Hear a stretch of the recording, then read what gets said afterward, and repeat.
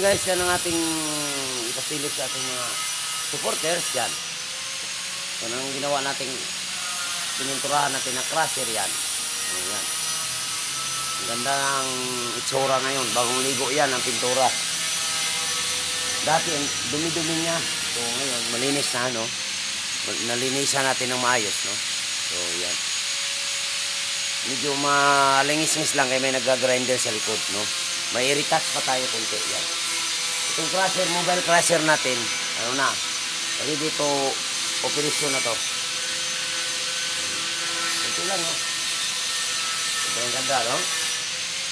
Pag gustuhan nyo yung ating video guys, pag-like naman at share, mag-iwan ng bakas guys para pabalikan ko kayo. Ito naman sa kabila, silipin nyo. Ganun pa rin. Anong ginawa natin dito sa kabila, ganun pa rin ang ginawa natin sa likod. No? So, yan. Naabot natin yan nasa taas. So, hindi lousy tingnan ang ating equipment. No? So, ang ganda, no?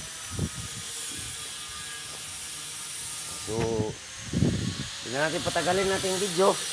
At mag-iwan kayo ng bakas guys para mabalikan ko kayo, no? Okay, magbabay na tayo.